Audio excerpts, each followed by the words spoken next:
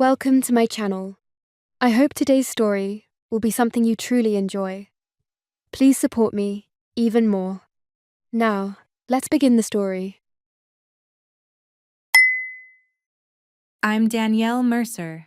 I'm 29 years old, and I run a cybersecurity startup in San Francisco that I built from nothing but long nights, cold coffee, and a stubborn refusal to lose. Earlier that day, I signed a deal that turned my equity into real money, the kind people call millions like it's a rumor. I should have been celebrating. Instead, I was standing in my living room, shoes still on, staring at my front door while my doorbell erupted like an alarm. Not one polite ring either. Rapid, impatient, aggressive. The way someone knocks when they're not asking, they're collecting.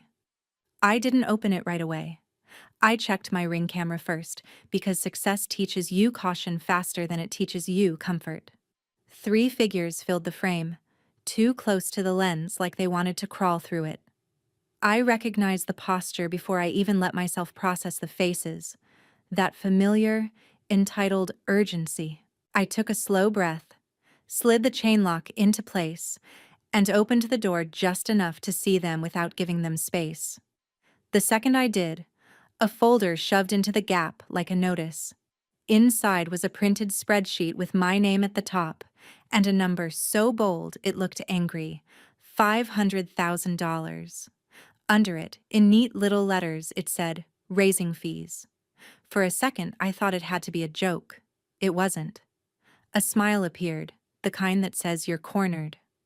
A voice followed, sweet as poison, telling me that since I was making millions now, it was only fair I paid back what it cost to raise me. They hadn't found my income by accident. They found it the way people always do now, through a public profile, a headline, a clipped quote that sounded harmless until it wasn't. I didn't argue. I didn't explain. I didn't apologize. I just said, calm and flat, "You're not getting a dime." The air changed instantly. Smiles tightened. The warmth evaporated. And then I saw the phone in someone's hand, already angled toward my face. Click. Then another. And another. Before I could even close the door, my own phone started vibrating like it was having a panic attack. I glanced down and saw a family group chat I hadn't opened in months lighting up like fireworks.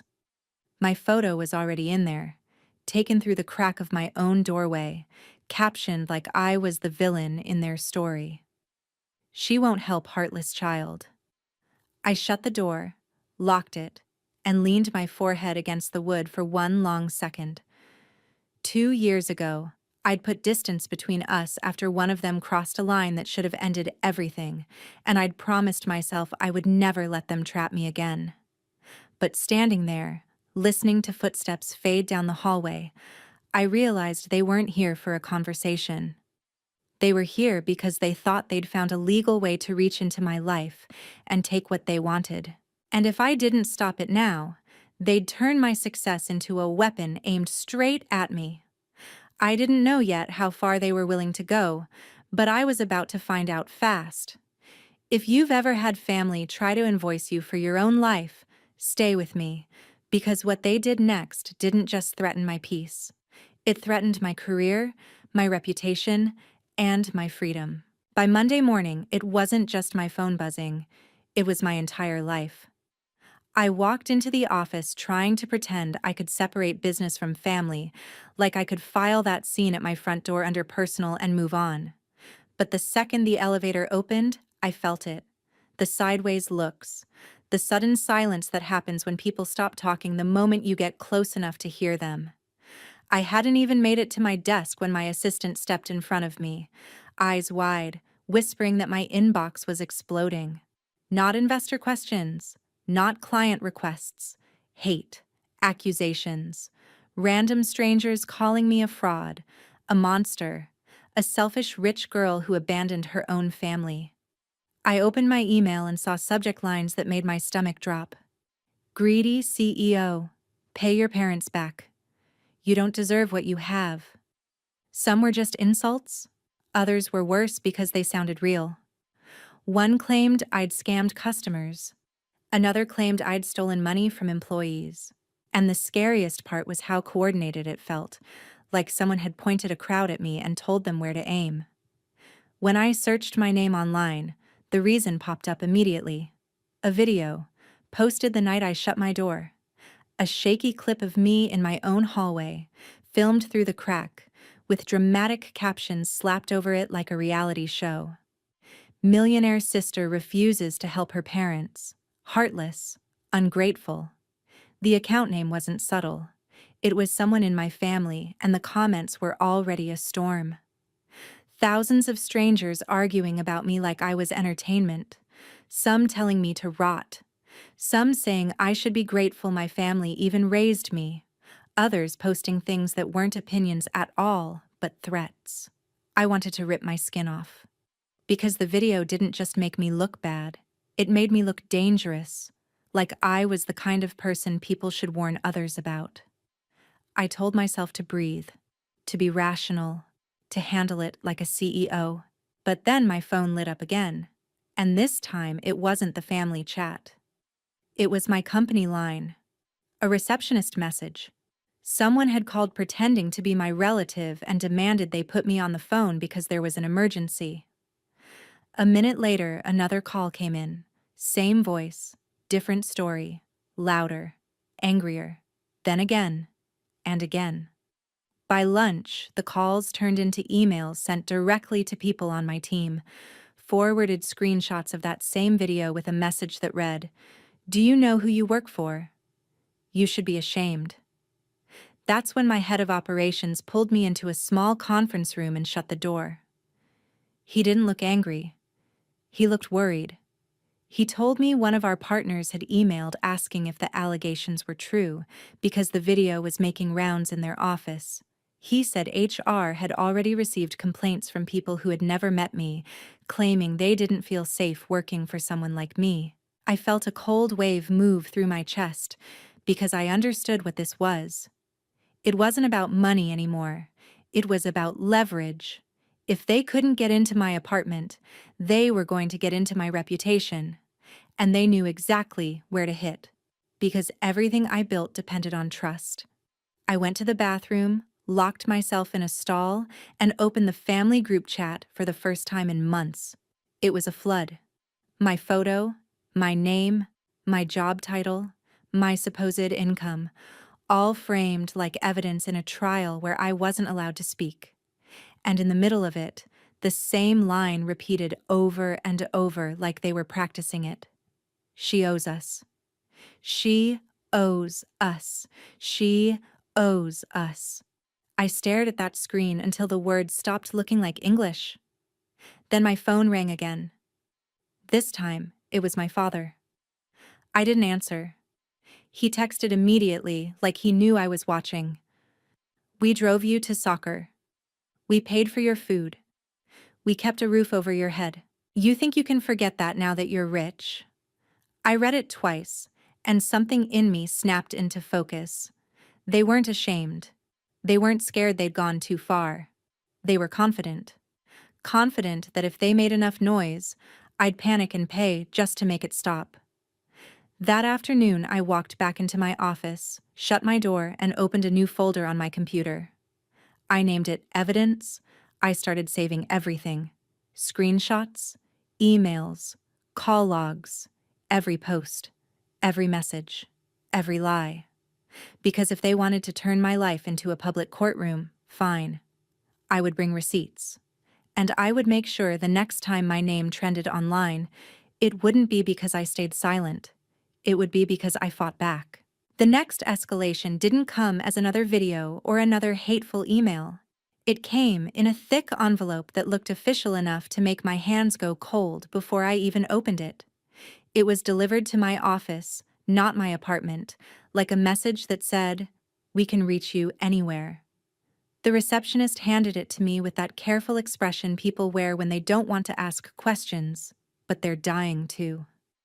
I waited until my door was closed, then slid a finger under the flap. The first page had my name in bold and a case number under it.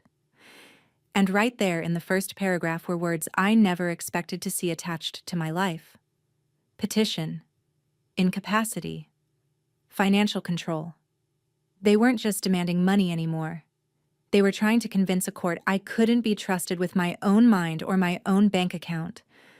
I sat down so fast my chair rolled back a few inches. The claim was almost laughable if it hadn't been so calculated. It said I was unstable, paranoid, that my refusal to support my family proved I was acting irrationally. It framed my boundaries like symptoms. It framed my success like a danger. And then it hit me. The ugly genius of it. If they could paint me as mentally unfit, it wouldn't matter how hard I'd worked. They could get someone appointed to manage my finances. They could dig into my accounts. They could force their way into my life with a judge's signature. My stomach turned as I flipped to the attachments. There were pages and pages of so-called evidence, screenshots from the family chat. A few crop messages where they'd cut out context to make me look cruel. A list titled Estimated Costs to Raise Danielle Mercer, with numbers thrown around like they were facts. And the worst part was the receipts. Not real receipts, but documents designed to look real. A spreadsheet claiming I owed them tuition payments I never asked for. Medical bills I'd never seen. Even a line that claimed they covered an elite private high school I never attended. It was so sloppy and yet so confident, like they assumed no one would check. Then my phone buzzed with another notification, and I felt the floor drop out from under me. A new post had gone up. This one wasn't just emotional, it was strategic. It showed a blurred photo of my office building, the street sign visible in the corner, and a caption daring people to tell me what they thought of selfish CEOs. My heart hammered. That wasn't just harassment. That was inviting strangers into my real world. I called building security immediately and asked them to flag my name, my company, anything that sounded like a family emergency. Then I did something I'd avoided for years because it felt like admitting my family could still scare me. I hired a lawyer, not a friend of a friend, not someone cheap, a real one. The kind you get when you realize your opponents aren't acting out of emotion, they're acting with a plan. Her name was Marianne Cho, and the first thing she said after reading the petition wasn't sympathy. It was calm, sharp instructions. Don't respond to them directly again. Stop taking calls. Stop texting. Save everything. And most importantly, do not underestimate how far desperate people will go when they think they're entitled to your life. She asked me to forward every email, every post, every message, and I watched her eyes narrow as she scrolled through the smear campaign. She didn't flinch, but she did get very quiet. Then she told me what I needed to hear. This isn't about family. This is about control and leverage, and the court won't like being used as a weapon. We're going to treat this like what it is: harassment dressed up as concern. That night, I didn't go home the way I usually did. I took different streets.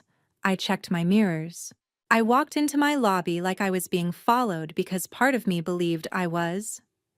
Inside my apartment, I changed every password I could think of. Email, banking, social media, cloud storage, everything. I enabled two-factor authentication on accounts I hadn't touched in years, and I found something that made my blood run cold. A login alert on an old email account from a location I didn't recognize. That old account wasn't connected to my current life, but it was connected to old contacts, old threads, old access points. And if someone could get into that, they could impersonate me. They could send messages that looked real. They could poison relationships I'd spent years building. I forwarded the alert to Marianne, and within minutes she replied with one line. Good. Now we have proof. I barely slept. Around 2 a.m, another email hit my work inbox, this time sent to one of our partners, with my name in the signature. It was written like I'd typed it myself. It said I was stepping down for health reasons, and that all future communication should be redirected. My hands shook as I read it, because that wasn't just gossip anymore. That was an attempt to sabotage my company.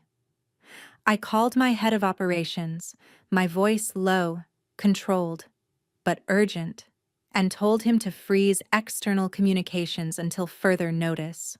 Then I opened my laptop and started building what Marianne called an evidence vault, a timeline, dates, screenshots with metadata, the petition, the fake invoices, the login alerts, the impersonation email. Every single piece of it organized like a case file, because that's what it was now. They wanted to paint me as unstable, but the truth was I'd never been more clear-headed in my life, and when the sun came up, I didn't feel fear anymore. I felt something colder and more useful, determination. Because if they were willing to put my sanity on trial for money, then I was done being polite. And I was done pretending this was normal family drama. This was warfare, and I was about to respond with the only language they seemed to respect: proof. 2 days before the hearing, my phone lit up with a notification I hadn't seen in almost a decade. A connection request on LinkedIn from a name that made my chest tighten before my brain could catch up. Logan Whitman. The last time I'd heard that name out loud, I was still living at home, still learning that in my family, the loudest person in the room got to decide what the truth was. I stared at the screen for a long second, then clicked accept. A message came immediately, short and blunt, like he didn't trust words to behave. I saw what's happening. Don't reply to them. Call me. My hands hovered over the phone. Part of me wanted to ignore it, not because I didn't want help, but because hope can be dangerous when you've been disappointed enough times. But something in me knew this wasn't random. He wouldn't reach out unless he had a reason. When I called, his voice sounded older than I remembered. Steadier, with the kind of calm that comes from surviving your own version of the same storm. He didn't start with small talk. He didn't ask how I was. He said, "I'm sorry I left you alone in that house."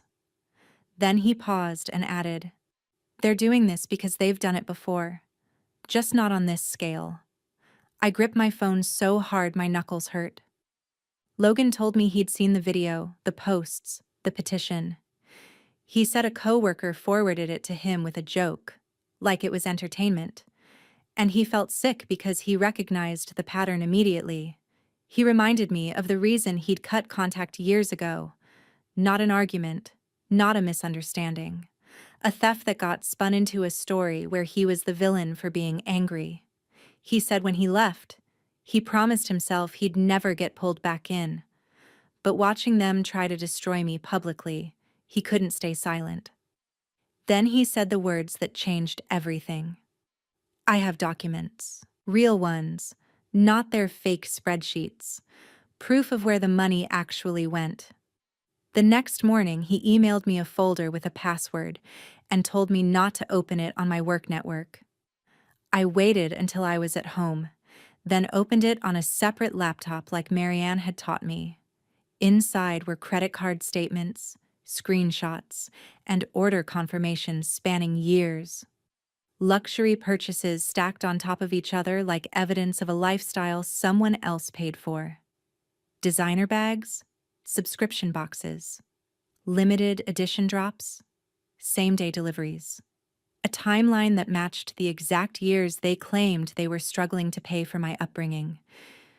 There were even emails from retailers with return labels attached, like shopping was their full-time job. And then I saw it. The cleanest knife twist of all. A statement showing a payment labeled tuition fund transferred into an account that didn't belong to any school. It belonged to my mother. The same month, a purchase receipt for a vacation package and a set of concert tickets. The lie wasn't just emotional, it was financial. It was documented.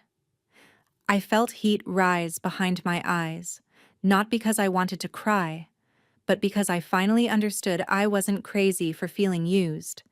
They had built an entire narrative around sacrifice, and it was nothing but a costume. Logan's message underneath the folder was simple. They'll tell the judge they're worried about you. They're not. They're worried they can't access you. He also included something I didn't expect.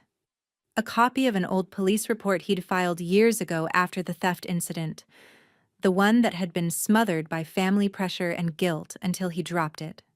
At the time, it went nowhere. Now it mattered, because it showed a history of boundary violations and financial manipulation. I forwarded everything to Marianne. Her response came fast. This is the turning point. We can show motive, pattern, and intent. She told me to stop thinking of the hearing as me defending myself and start thinking of it as me exposing them. The day of my evaluation appointment, I walked into the clinic with my shoulders back, not because I wasn't nervous, but because I was done acting like I was the one who should feel ashamed. The doctor, Dr. Vanessa Park, wasn't cold or dramatic. She was direct. She told me her job wasn't to judge my family conflict. It was to assess whether I could make decisions for myself. For hours, she asked about my work, my routine, my stress, my coping skills, my history. She tested memory, logic, judgment. She asked why I refused the money demand, and I told her the truth in one sentence. Because I'm not a bank account, and love isn't a loan. She watched my face when I said it, like she could tell it wasn't rehearsed. When the appointment ended, she didn't smile, but her tone softened slightly. "You're under pressure," she said, "but you're not impaired. You're responding appropriately to harassment." I walked out into the sunlight feeling something I hadn't felt since this started. Momentum. That night, Logan called again. He didn't sound triumphant. He sounded protective. He told me he'd testify if needed, and he didn't care who it offended. He said, "They always counted on you being the quiet one. Let's not be that anymore." I hung up and stared at my laptop, at the evidence vault Marianne and I had built, at the timeline that was no longer just my word against theirs.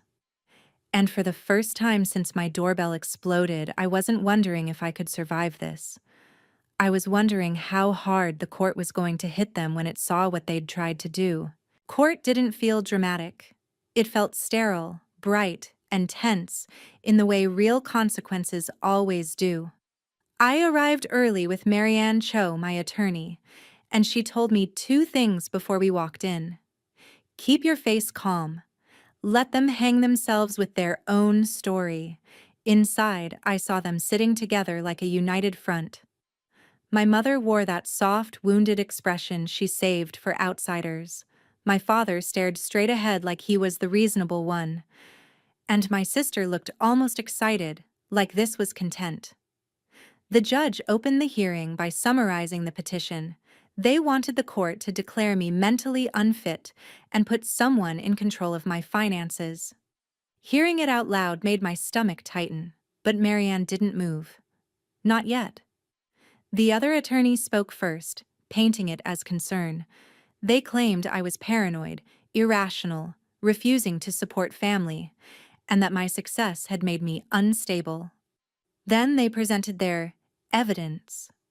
The raising fees spreadsheet, a stack of fake invoices, cropped screenshots from the family chat. My mother dabbed her eyes like she was mourning me. My sister added the line she thought would win everything. "She makes millions, Your Honor." She could pay and never feel it. The judge didn't react the way she expected. Instead, the judge asked a simple question that hit like a hammer. Where are the original receipts? Not a spreadsheet, not screenshots. Originals. There was a pause too long to ignore. My father tried to fill it with speeches about sacrifice. My mother nodded along. My sister leaned forward, acting hurt. Then Marianne stood, calm, precise, and deadly. "Your Honor," she said, "this is not concern. This is coercion supported by falsified documents." She started with their spreadsheet. Who made it? My father admitted my mother did. Based on what records? He said memory. Marianne repeated the question until the silence became the answer. Then she moved to the biggest lie in their filing. tuition and raising costs they claimed I owed. Marianne produced my school records, scholarship letters, tax forms, and bank statements showing I paid my own way from the time I was 18. She didn't make it emotional. She made it undeniable. Then she dropped the evidence that changed the room. Real statements, real account numbers, purchases that matched the exact months they claimed they were struggling to pay for me. Luxury orders, same-day deliveries, concert tickets, a vacation booking right after a transfer labeled tuition fund went straight into my mother's personal account. The judge's expression tightened. My mother's hands started shaking. My sister's smile vanished. The judge turned to my sister and asked why she posted the video and why she included details that led strangers to contact my workplace. My sister tried to shrug it off, saying she couldn't control the internet. Marianne slid forward screenshots showing she encouraged the dog pile and thanked people for holding me accountable. The judge stopped taking notes for a moment, just stared. Then the judge reviewed the independent evaluation report from Dr. Vanessa Park. Stable, capable, under targeted stress due to harassment. No basis for financial control. That was the moment my father's face finally changed, like he realized he'd pushed too far. The ruling came down clean and firm. Petition denied. The judge stated the filing appeared designed to pressure me into payment, ordered them to stop all contact including online posting, and granted a restraining order. Then came the part that made my chest loosen for the first time in weeks. The judge ordered them to pay my legal fees and imposed additional penalties for acting in bad faith. My sister made a small choking sound like she couldn't believe she wasn't getting what she wanted. My mother looked like her mask had cracked. My father looked stunned. Marianne gathered our papers and leaned in close as we stood. "Now we go on offense," she said. In the hallway, as they stood there with nothing left but anger and fear, my phone buzzed. The video that started all of this had been flagged again and was officially under review for harassment. I looked at the screen, then at them, and I understood exactly what my next move would be. Months later, my life looked nothing like the one they tried to destroy. The noise faded first. Not because the internet suddenly grew a conscience, but because consequences are louder than rumors when they're real. The restraining order wasn't just a piece of paper, it was a boundary with teeth.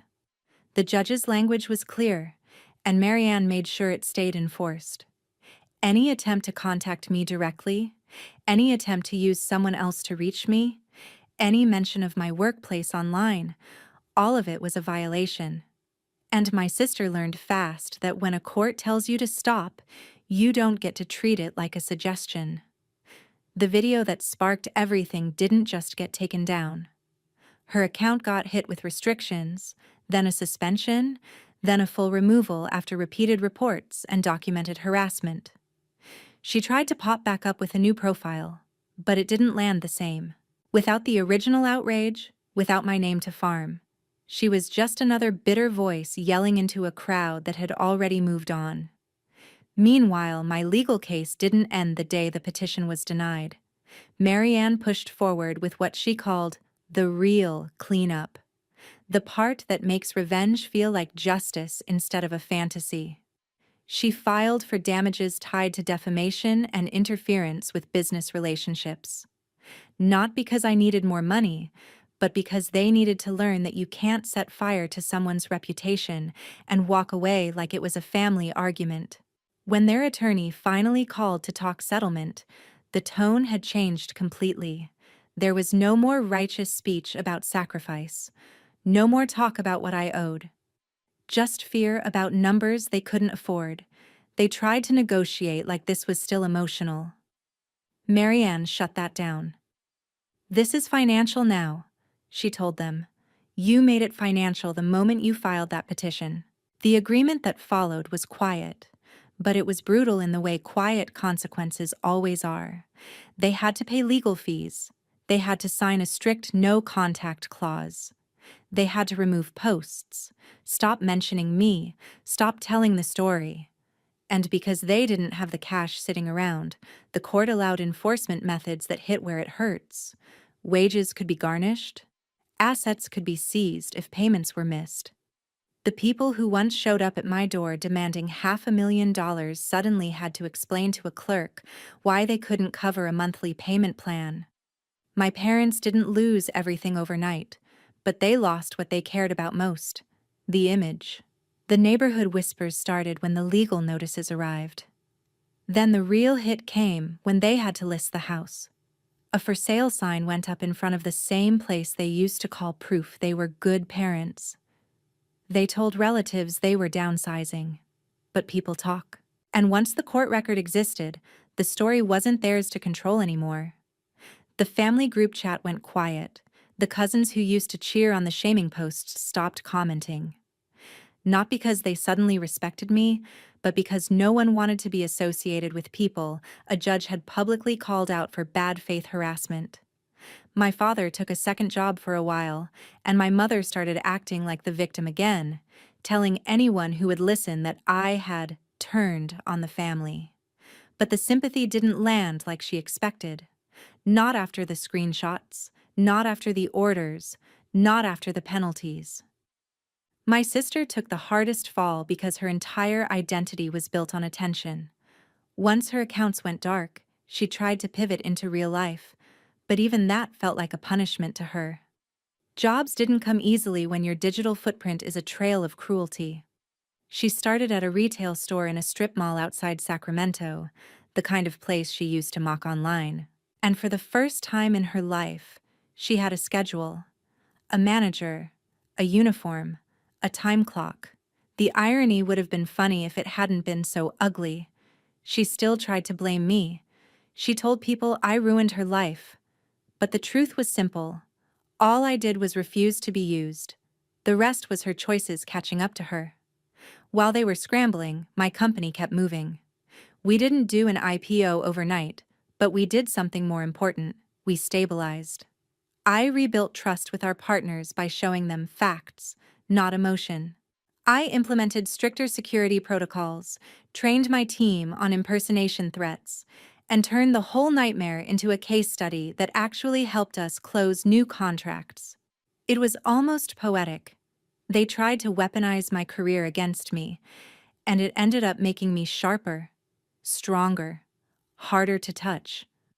The best part wasn't the money or the growth. The best part was the quiet. Coming home without flinching at every notification, going to sleep without checking my locks twice, laughing with coworkers without wondering who had seen a video of me framed as a monster. And then there was Logan. He didn't ask for praise. He didn't ask for anything. He just stayed in my life like a steady line, the brother I didn't realize I needed until he showed up. We started meeting for coffee when he was in town. We talked about small things at first, safe things, then the bigger ones. The stuff you only tell someone who understands your family without you having to explain every scar. At some point, I realized I wasn't rebuilding a relationship. I was building a new definition of family, one based on respect, not obligation. And just when I thought the story was finally closing, my phone rang from an unknown number late one evening. I stared at it for a full second before answering, because something in my gut already knew. The voice on the other end was quiet, strained, and older than it had sounded the last time it tried to demand something from me. It said my name like it hurt. And for the first time, the person speaking didn't sound angry. They sounded defeated. I didn't say anything at first. I just held the phone and listened to the breathing on the other end, uneven and hesitant, like whoever called wasn't sure they deserved to be heard. Then my father spoke. He didn't sound like the man who stood in court pretending he was concerned. He sounded smaller, tired, like the last year had finally forced him to look at the wreckage instead of the excuses. He said my name again, softer, and then he said, "I'm calling from a payphone.